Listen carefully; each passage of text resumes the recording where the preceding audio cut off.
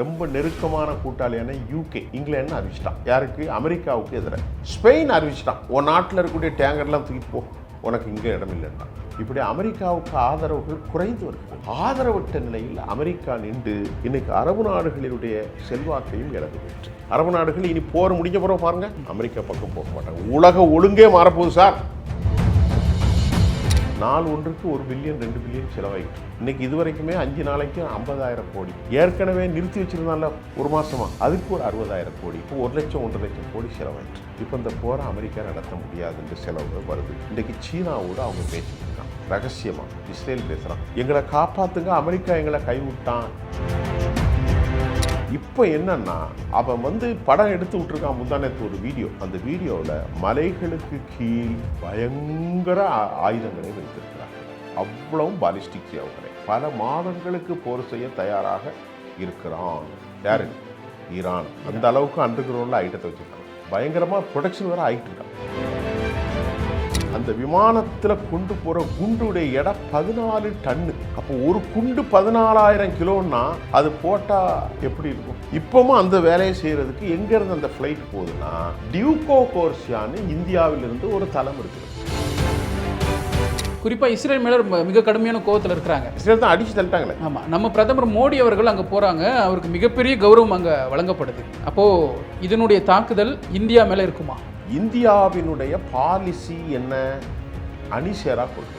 யாரோடையும் நாங்கள் சேர மாட்டோம். ஆனால் இன்றைக்கு நாம் என்ன பண்ணிவிட்டோம், பலஸ்தீன விவகாரத்தில் காசாவுக்கு பலஸ்தீன மக்களுக்கான ஒரு தீர்வு வர வேண்டும். ஆனால் இன்றைக்கு நாம் அதை மறந்து யூதர்களுக்கு ஆதரவு கொடுக்குறோம். மோடி அரசினுடைய பாலிசி. அரசியல் தகவல்களை உடனுக்குடன் தெரிந்து கொள்ள பாயிண்ட் ஆஃப் வியூ சேனலை சப்ஸ்கிரைப் செய்யவும். அடுத்த கட்டமாக இப்போ ஈரானுக்கு சப்போர்ட் பண்ணி எந்தெந்த நாடுகள் இருப்பாங்க, இஸ்ரேலுக்கு சப்போர்ட் பண்ணி எந்தெந்த நாடுகள்? அதாவது சார், ஈரானுக்கு சப்போர்ட்டுன்னு ஒன்றும் கிடையாது. ஈரானுக்கு 2 நாடு தான் சப்போர்ட்டு. 3 நாடு: வடகொரியா, ரஷ்யா, சீனா. போதுமே, அவ்வளோதான். இந்த 3 தான் போதும். இப்போ மற்ற நாடுகள் சப்போர்ட்டு ஒன்றும் தேவையில்லை. மற்ற நாடுகளுக்கு சரக்கை கொடுக்குறதே அமெரிக்கா தான். அமெரிக்காவுக்கு இருந்த ஒரே சப்போர்ட் யார்? நேட்டோ. நேட்டோன்னா யார்?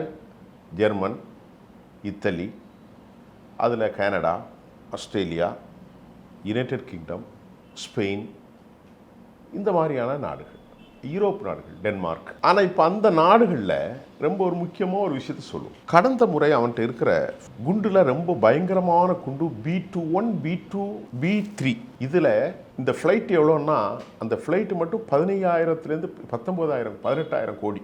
இந்த ஒரு விமானம் மட்டும். அந்த விமானத்தில் கொண்டு போகிற குண்டுடைய எடை 14 டன்னு. அப்போ ஒரு குண்டு 14,000 கிலோன்னா அது போட்டால் எப்படி இருக்கும்? அந்த குண்டை எங்கே போட்டான்னா, ஈரானில் இருக்கக்கூடிய ஃபர்தோஸ், ஈரானில் இருக்கக்கூடிய இஸ்ஃபஹான், ஈரானில் இருக்கக்கூடிய நட்டன்ஸ், அந்த 3 அணு ஆயுத நிலைகள்லையும் போட்டு அதை வச்சு தான் பேசிக்கிட்டு தர்றாரு. நாங்கள் ஈரானுடைய அணு உலையை அடிச்சிட்டோன்னு. அணு உலை தான் அழிச்சிட்டு இப்போ மறுபடியும் எதுக்கு நீங்கள் போகிறா? இப்போவும் அந்த வேலையை செய்கிறதுக்கு எங்கேருந்து அந்த ஃப்ளைட் போகுதுன்னா, டியூகோ கோர்சியான்னு இந்தியாவிலிருந்து ஒரு தளம் இருக்குது. அந்த தளம் யார் கையில் இருக்குது? பிரிட்டிஷ்காரன் கையில் இருக்குது, இங்கிலாந்துக்காரன் கையில். இப்போ இந்த முறை என்ன சொல்லிட்டான் இங்கிலாந்து, இங்கே பாரு, ஈரானை அடிக்கிறதுக்கு என் நாட்டில் நான் உனக்கு தளம் தரப்போகிறது, நான் தரமாட்டேன். அடுத்து இன்னொன்று RAF ஃபோர்டு அப்படின்னு ஒரு தளம் ஒன்று இருக்குது. ஃபேர்ஃபோர்டு, RAF ஃபேர்ஃபோர்டு விமானத்தளம், அதையும் நான் தரமாட்டேன். அப்படி யார் சொல்லிட்டா? ரொம்ப நெருக்கமான கூட்டாளியான யூகே இங்கிலாந்து அறிவிச்சிட்டான். யாருக்கு? அமெரிக்காவுக்கு எதிராக. ஸ்பெயின் அறிவிச்சிட்டான், உன் நாட்டில் இருக்கக்கூடிய டேங்கர்லாம் தூக்கிட்டு போ, உனக்கு இங்கே இடம் இல்லைன்ட்டான். இப்படி அமெரிக்காவுக்கு ஆதரவுகள் குறைந்து வருகிறது. துரோகத்தாலும் ஏடகுலமாக பேசினாலும், அமெரிக்காவுடைய வரிகளாலும், அமெரிக்கா நாடுகளை ஆக்கிரமிப்பு, வெனிசுலாவை ஆக்கிரமிப்பு, அரபுகளை ஆக்கிரமிப்பு, கனடாவை 51வது ஸ்டேட்டை ஆரம்பிக்க போகிறது, கிரீன்லாந்தை பிடிக்க போகிறேன்னு சொன்னது எதுவுமே அவனுக்கு பிடிக்கல. ஜெர்மனிக்கு பிடிக்கல, ஸ்பெயினுக்கு பிடிக்கல, ஃப்ரான்ஸுக்கு பிடிக்கல, இத்தாலிக்கு பிடிக்கல. இவனுடைய வம்பு பண்ணிக்கிட்டு இருக்காங்கிறதுனால ஆதரவற்ற நிலையில் அமெரிக்கா நின்று இன்னைக்கு அரபு நாடுகளினுடைய செல்வாக்கையும் இழந்து போயிட்டு. அரபு நாடுகள் இனி போர் முடிஞ்ச பிறகு பாருங்க அமெரிக்கா பக்கம் போக மாட்டாங்க. உலக ஒழுங்கே மாறப்போகுது சார். குறித்து வச்சுக்கிடுங்க. இங்கே பேட்டி கொடுப்பேன் நான். நீங்கள் கூப்பிட்டாலும் கூடாலும் நான் வந்து பேட்டி கொடுப்பேன். உலக ஒழுங்கே மாறப்போகுது. அந்த அளவுக்கு எனக்கு நிலைமை ரொம்ப மோசமாக போயிட்டுருக்கு.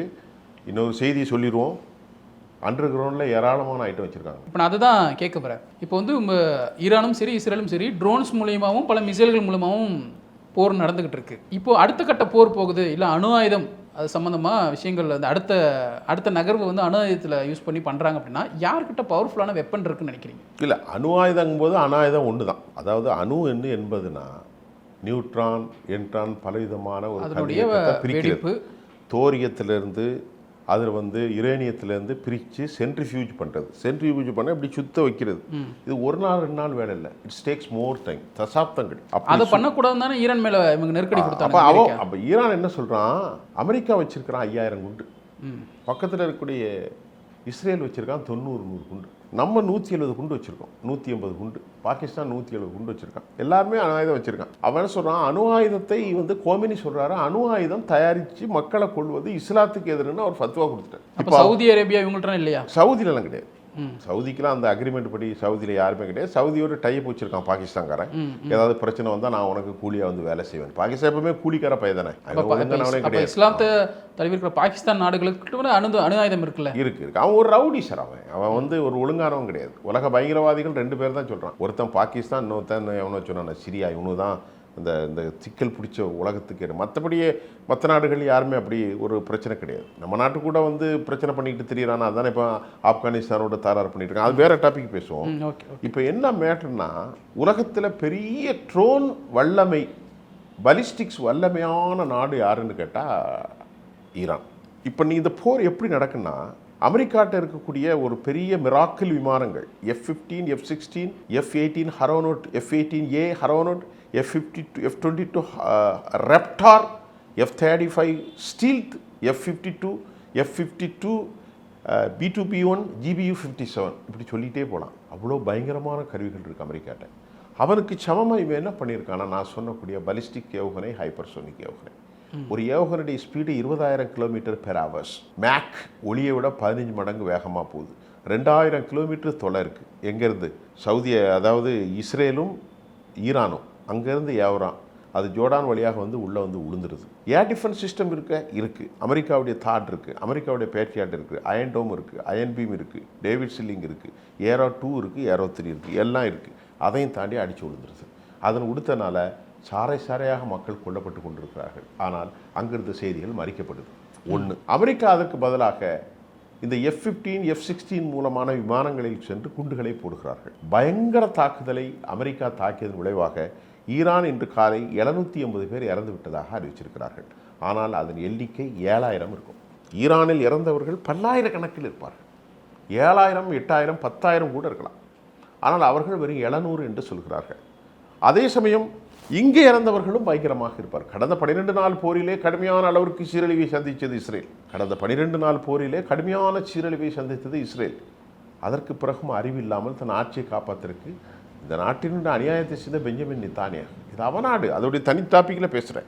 இஸ்ரேலுடைய டாப்பிக்கை பற்றி, பேப்டிசம் பற்றி ஒரு வரலாறு நம்ம பேசுவோம். அது ரெண்டாவது. இப்போ என்னன்னா, அவன் வந்து படம் எடுத்து விட்டுருக்கான் முந்தானத்து ஒரு வீடியோ. அந்த வீடியோவில் மலைகளுக்கு கீழ் பயங்கர ஆயுதங்களை வைத்திருக்கிறார்கள். அவ்வளவும் பாலிஸ்டிக் ஏவுகணை.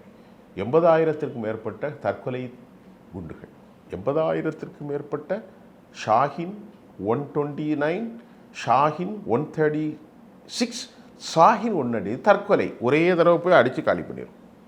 இதோடைய விலை எவ்வளோ தெரியுமா? 35,000 ரூபா தான். $35,000. இதுக்கு அமெரிக்கா விலை கொடுத்தால் 5 கோடி ரூபா கொடுக்கணும். ஒரு ஷாஹினை மறுக்கிறேன்னா அமெரிக்கா 4 ஏவணும். 4 ஏவனா தான் என்ன ஆகும்?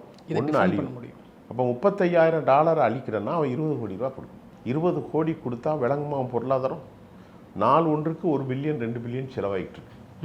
இன்னைக்கு இது வரைக்குமே 5 நாளைக்கு 50,000 கோடி.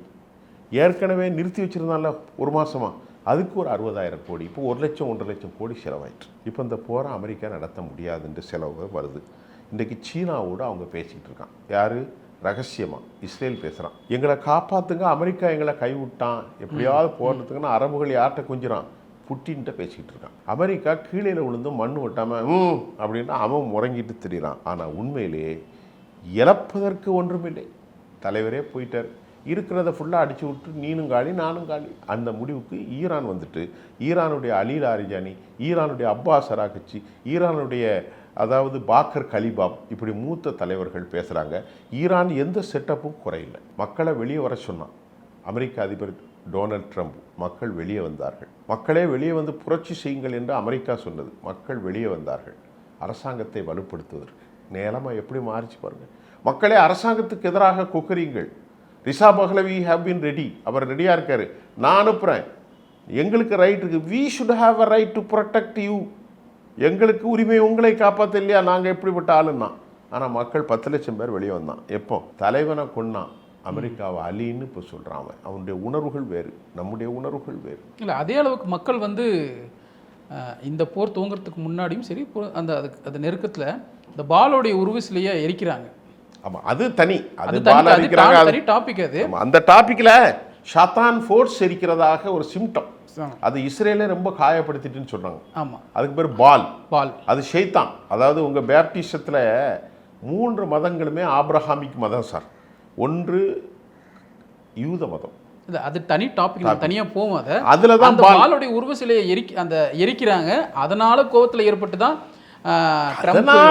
அது ஒரு கோபம் தான். அதனால போர் செய்யல. அது கோவம். அது துவங்குறதுக்கான இடமா. ஏன்னா இப்போ இந்த எப்ஸ்டீன் ஃபைல்ஸ் வந்துச்சு, அதை தொடர்ந்து இவங்க அதை மறைக்கிறதுக்காக இந்த போர் நடத்துறாங்க அப்படிங்கிற ஒரு விவாதமும் இருக்கு. அது இருக்கு. இருந்தாலும் எப்ஸ்டீன்லாம் ஒரு பக்கம் போகுது. இப்போ அப்படி இல்லை. இப்போ கையை சுட்டுக்கிட்டேன். அமெரிக்கா வந்து இன்னும் ஒரு 10 நாளைக்குள்ளே போர் நிறுத்த முடியாது. இப்போ அமெரிக்கா நேரத்தை என்ன சொல்லுது, 3 நாளில் போரை நிறுத்திடுவான்னு இவன் சொல்கிறான். யார்? Benjamin Netanyahu. ஏன்னா அவன் அவ்வளோ அடி வாங்கியிருக்கான்னு அர்த்தம். தாங்க முடியாது. இப்போ எவனுமே அப்படித்தானே. அவன் சொல்கிறான் அமெரிக்கான 1 மாதத்துக்குள்ளே கதை ஓடணும். இப்போ இவனுக்குள்ளே இவ்வளோ தான் இருக்கு போல சரக்குன்னு நான் நினச்சிக்கிட்டேன். அவன் என்ன சொல்கிறான், இப்போ இன்னைக்கு காலையில் லண்டனில் இந்த நிரஞ்சனுடைய பேட்டியை பார்க்கும்போது பல மாதங்களுக்கு போர் செய்ய தயாராக இருக்கிறான். யார்? ஈரான். அந்த அளவுக்கு அண்டர் கிரவுண்டில் ஐட்டத்தை வச்சுருக்காங்க. பயங்கரமாக ப்ரொடக்ஷன் வேறு ஆகிட்டு இருக்கான். அப்படி உக்கிரத்துலையும் அப்படி கோவத்திலையும் இருக்கக்கூடிய மிகப்பெரிய தலைவரை இழந்திருக்காங்க. கோவத்தில் இருக்கிறாங்க ஈரான். இது நீண்ட கால கோபம். ஆமாம், நீண்ட கால கோபம். இது ரிட்டாலியேட் ஆகிட்டே இருக்கும். குறிப்பாக இஸ்ரேல் மேலே மிக கடுமையான கோவத்தில் இருக்கிறாங்க. இஸ்ரேல் தான் அடிச்சு தள்ளிட்டாங்களே. ஆமாம், நம்ம பிரதமர் மோடி அவர்கள் அங்கே போகிறாங்க. அவருக்கு மிகப்பெரிய கௌரவம் அங்கே வழங்கப்படுது. அப்போது இதனுடைய தாக்குதல் இந்தியா மேலே இருக்குமா? அதாவது இப்போ நீங்கள் நேர டாப்பிக்கை நம்ம போரை விட்டு இந்தியாவுக்கு வர்றோம். இப்போ இந்தியா வந்து சில டிப்ளமேட்டிக் பாலிசியை கையாளுது. பொதுவாக ஒன்று குறித்து வச்சுக்கிடுங்க. இந்தியாவினுடைய பாலிசி என்ன? அணிசேரா கொள்கை, நான் அலையன்ஸ் மூமெண்ட். யாரோடையும் நாங்கள் சேர மாட்டோம். இந்தியாவுடைய நான் அலையன்ஸ் மூமெண்ட் அப்படி தான். ஆனால் இன்றைக்கு நாம் என்ன பண்ணி போட்டோம், பலஸ்தீன விவகாரத்தில் காசாவுக்கு பலஸ்தீன மக்களுக்கான ஒரு தீர்வு வர வேண்டும். இதுதான் நம்முடைய தீர்வு. ஆனால் இன்றைக்கு நாம் அதை மறந்து யூதர்களுக்கு ஆதரவு கொடுக்குறோம். மோடி அரசினுடைய பாலிசி. இந்த யூதர்களுக்கு ஆலிசி என்னன்னா, நமக்கு சில டெக்னிக்கல் இன்ஸ்ட்ருமெண்ட்ஸ் தேவைப்படுது. உதாரணத்துக்கு பெகாசிஸ்ங்கிற ஒரு சிஸ்டம் எல்லாம் இந்தியாவுக்கு கொடுத்தாங்க. உளவு பார்க்கக்கூடிய பெரிய விஷயம். பெஞ்சமின் நெத்தன்யாஹுக்கும் மோடிக்கும் ஒர்க் அவுட் ஆகும் கெமிஸ்ட்ரி. மோடிக்கும் ட்ரம்புக்கும் ஒர்க் அவுட் ஆகலை. அதனால இப்போ இந்தியா வந்து நெருக்கமான உறவை அவர்களோடு வைத்துக்கொள்ள முயற்கிறார்கள். யாரோடு? இஸ்ரேலோடு. ஆனால் நிலைமை என்னவென்றால், நம் நாட்டிற்கு ரொம்ப க்ளோஸாக இருக்கிறது யாரு? பாகிஸ்தானை தவிர எல்லா அரபு நாடுகளும் க்ளோஸ் தான். இந்த ஈரான் என்ன சொன்னான்னா, 2013ஆம் ஆண்டு உனக்கு எல்லா சரக்கையும் நான் உனக்கு தரேன், நீ எனக்கு 45 ரூபாயை கொடு, மீதியை வந்து துட்டு தராத, நான் உனக்கு 100 ரூபாய்க்கு பெட்ரோல் தரேன், அது கடனாக தரேன், உன் நாட்டுடைய பணம் 45 ரூபா என்கிட்ட கொடுத்துரு, இந்திய பணமாக கொடு. இது எப்போ சொல்லுது? 2013. மீதி 55 ரூபா இருக்குல்ல, இந்த 55 ரூபாய்க்கு என் நாட்டில் வந்து வேலை செஞ்சு கப்பல் போடு, அப்புறமா தரைவழி, நம்ம சபாகர்லாம் இன்வெஸ்ட் பண்ணியிருக்கோம். இப்போ சபாகர் துறைமுகத்தில் அப்படின்னு சொல்லி பைப் லைனில் சரக்கை கொண்டு போகணும். இதே கொமேனி நமக்கு கொடுத்தார். இந்தியா மீது அவர்களுக்கு அவ்வளோ மரியாதை. கொமேனி இருக்கிற சையத் அலி காமினி, இவர் தான் 37-40 வருஷமாக அது இருக்கிற.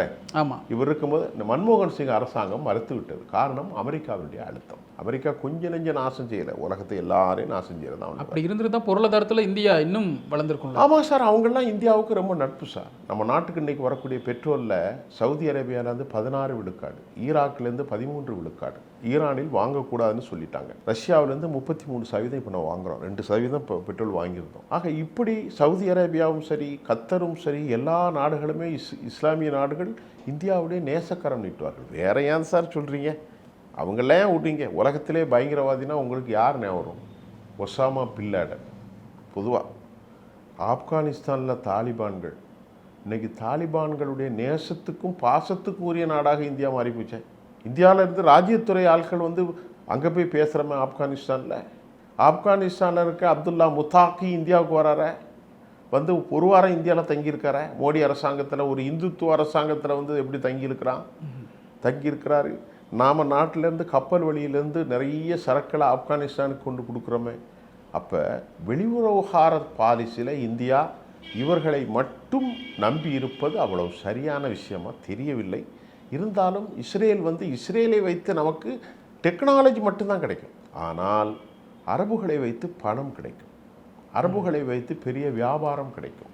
இஸ்லாமிய நாடுகளை மோடி அரசாங்கம் எதற்காக செய்கிறார்கள் என்று தெரியவில்லை. இந்த வலைத்தளங்களில் இந்த இந்துத்துவா கும்பல்கள் ஏதாவது ஒன்று உளறி தள்ளுவார்கள். அதெல்லாம் முக்கியம், சமாதானம் தானே முக்கியம் நமக்கு.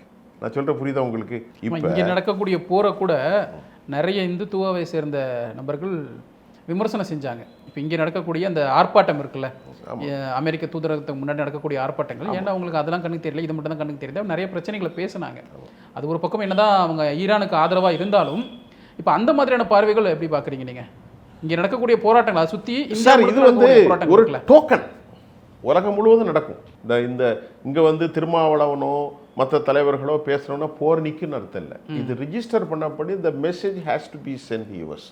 உலகம் முழுவதும் இப்படி நடந்திருக்கிறது, இந்தியாவில் நடக்குது, மக்களை கொல்லக்கூடாது, அது ஒன்றும் பிரச்சனை இல்லை. இந்த இந்துத்துவாவுக்கு என்னங்க தெரியும்? இந்த இந்துத்துவா கும்பல் இருக்க, நான் ஓப்பனாக சொல்கிறேன், அகண்ட பாரதன்னு சொல்கிறிய இந்த வலைத்தளங்கள் எழுதுறானே, அகண்ட பாரதம்னா என்னய்யா? இந்தியாவுக்குள்ள இணைக்கக்கூடிய ஆர்எஸ்எஸ்காரன் சொல்கிறான் பாருங்க, சங்க பரிவார்.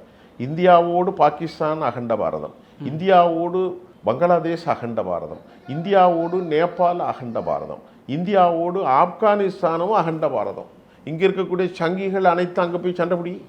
நீ அகண்ட பாரதம்னு கேட்குற, நீ அங்கே போய் சண்டை பிடி. இங்கேருந்து பேசுகிற அர்ஜுன் சம்பத்து இந்துத்துவ ஆட்கள்லாம் துப்பாக்கி தூக்கிட்டு போய் ஆப்கானிஸ்தானில் தாலிபானோட சண்டை பிடிச்சி அகண்ட பாரதத்தை கொண்டா. வெறும் பேச்சு சார், இது வெறும் பேச்சு. அறிவுபூர்வமாக பேசணும். காலம் இன்றைக்கு அமெரிக்கா வந்து கைகட்டி நிற்கக்கூடிய அளவுக்கு இன்றைக்கி ஆயிட்டு. இன்றைக்கி உலகத்தினுடைய டெக்னாலஜி மாறி போயிட்டு. ஒரு காலத்தில் 50 வருஷத்துக்கு முன்னாடி கோதுமை வாங்கி எண்ணெய் வாங்கி சாப்பிட்டோம். நாங்கள்லாம் சின்ன பிள்ளையாக இருக்கும்போது அமெரிக்காவிலேருந்து வரும். இன்றைக்கி நாம் அப்படியா சார்? இன்றைக்கி நம்ம உட்கார்ந்துருக்கிற இடத்துல எல்லாரும் 1000 ரூபா செலவு பண்ணி ஹோட்டலில் சாப்பிட்ற அளவுக்கு இன்றைக்கி இந்தியா வளர்ந்துருக்கு. இன்றைக்கி பாருங்கள், பிரிட்ஜி எவ்வளோ பிரிட்ஜி, எவ்வளோ சாலைகள், எவ்வளோ டெக்னாலஜி. செவ்வாய் கிரகத்துக்கு ஆள் அனுப்பிட்டோம் நம்ம. இப்படி போயிட்டு இருக்கும்போது இன்னும் மதம், இன்னும் சாதி, இன்னும் வெறுப்பு, இவனெல்லாம் விளங்க போகிறானா? நான் கேட்குறதுக்கு பதில் சொல்லுங்கள் சார். சார் மதம் சாதி எதுக்கு சார்? அது ஒன்றுக்குமே உதவாது சார். ஒரு கொள்கையோடு இருக்கு, அவ்வளோதான். நான் அந்த கொள்கையில் இருப்பேன், கடவுள் நம்பிக்கையே இருப்பேன், கடவுள் நம்பிக்கை எனக்கு தேவையில்லை, இப்படி தான் நம்புவோம். அது ஓ இஷ்டம். இடதுசாரி இருக்கான், சும்மா கத்திக்கிட்டு இருப்பான். அவன் உனக்கு என்ன செஞ்சான்? ஈரான் உனக்கு என்ன துரோகம் செஞ்சான்? இந்த இந்துத்துவா கத்துறானே விடு, அவனாலது பாய் கத்துறான், மற்ற திருமாவளவன் போகிறான்னா அதெல்லாம் விடு. உனக்கு என்ன கேடு செஞ்சுது? நான் யதார்த்தத்தை பேசுகிறேன். பாகிஸ்தான் நம்முடைய எதிரி. இருக்கிறதுலே ஒரு ஒஸ்ட் ஃபெல்லோஸ் பாகிஸ்தான் தான். உலக பயங்கரவாதி அவன் தான். இப்போ அமெரிக்காவில் நண்பர்கள்லாம் என்கிட்ட இருக்காங்க, அவங்ககிட்ட கேட்டாலே சொல்லிடுவாங்க, பயங்கரவாதி யாருன்னா பாகிஸ்தான்காரன் தான். அவன் உருப்படவே மாட்டான். அவன் நாட்டிலே காசு இல்லை, ஒன்றும் இல்லை, ஒரே சண்டை, தெஹ்ரீகே தாலிபான் கூட சண்டை போடுறான், உள்ளே சாவுறான். அவனை விட்டுருங்க. இந்த இந்துத்துவவாதிகள் இருக்கான, இவனுக்கு என்ன லாபம்? இவனுக்கு ஏதாவது தெரியுமா? இவ்வளோ டீட்டெயிலாக பேசுகிறோம். இன்னும் ஒரு 5-10 மணி நேரம் என்னால் பேச முடியும் வரலாற்று. நீங்கள் எந்த வரலாறு கேட்டாலும் நல்லா சொல்ல முடியும். மேலும் இது போன்ற அரசியல் செய்திகளை தெரிந்து கொள்ள பாயிண்ட் ஆஃப் வியூ சேனலை சப்ஸ்கிரைப் செய்யவும்.